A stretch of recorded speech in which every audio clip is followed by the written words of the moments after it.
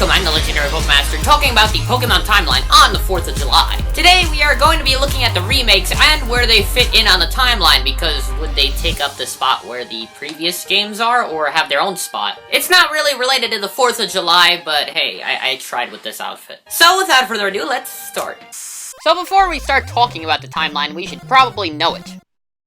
Yeah. The first Pokemon games to fall in the timeline are supposedly Red, Blue, and Yellow, probably, with Ruby and Sapphire probably occurring simultaneously. Then would come Generations 2 and 4 about 3 years afterwards, then Black and White, and 2 years later Black 2 and White 2, as well as X and Y once again occurring simultaneously. Sun and Moon doesn't have many clues as to where it falls on the timeline, but considering how Red and Blue appear in the games as older, children, we could probably assume that they take place a little bit after Black 2 and White 2, as well as X and Y. With all of the games that have been remade already present on the timeline, would the remakes occupy the same spot as their predecessors, or different spots? Well, I think the answer varies between games. As a generalization, all three have the same protagonist, so we could probably say that an original game and its remake both fall on one contiguous timeline. With that said, let's look at the situation for each game by comparing the originals and the remakes. So let's cue up our anime opening. Never mind, that's copyrighted. In FireRed and LeafGreen, the main thing that changed was the graphics, which doesn't quite affect the in-game timeline because it's basically just changing the way you see the story. You know, like getting a Blu-ray versus a VHS. There were also a few story elements changed, like the Sevi Islands being added, which actually could have been in Generation 1 also. I mean, no one was to say that those islands weren't there in Red and Blue, maybe you just couldn't get to them or didn't go to them. With all of this said, Red, Blue, and Yellow, as well as FireRed and LeafGreen, probably all fall into the same place on the timeline alongside the Hoenn games. It's a pretty similar scenario with Gold and Silver compared to HeartGold and SoulSilver, honestly, with a graphics bump and added features like the Pokégear Plus and stuff being added. Once again, this all could have been present in Generation 2, it's just that the actions were different in each, which led to different outcomes for each game. For this case, that was getting the regular Pokégear versus the awesome, amazing, super epic, probably like $600 more Pokégear Plus!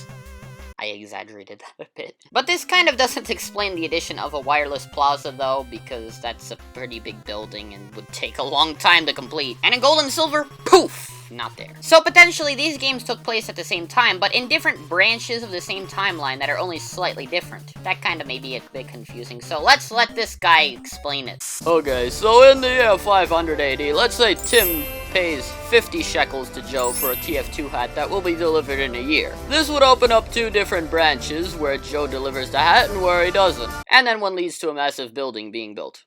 So yeah. This could actually also apply to the Kanto games as well, where Red and Blue, Yellow, and FireRed and LeafGreen all belong to different branches of the timeline that don't affect other regions, but contain differences between these games in particular. Now let's go on to Generation 3, where it gets real spicy. Pokemon Omega Ruby and Alpha Sapphire, like the previous remakes, feature a graphics revamp as the main focal point. But this remake is different in that it actually addresses its place in the timeline throughout the story. That is, in the Delta episode after you beat the champion. In it, the new main character, Zinnia, indirectly implies that the games with Mega Evolution are in an alternate dimension than those without it. This would also probably lead to different places on the timeline between Ruby and Sapphire and their remakes, with more differences than the ones I mentioned before. I mean, there's Marvel City, which is way different than the ones in Generation 3. Latios and Latias appear early on in the remakes, which doesn't happen in the earlier games. The aforementioned Mega Evolution thing, and the Sea Marvel, and quite a few other story elements. However, something that I think suggests different timeline placements for the two is technology in each. You gotta admit, Omega Ruby and Alpha Sapphire have some pretty advanced technology when compared to Generation 3 games. I mean, you got this PSS system on your PDA, much larger scale buildings, active missions to space even, while Ruby and Sapphire had, this.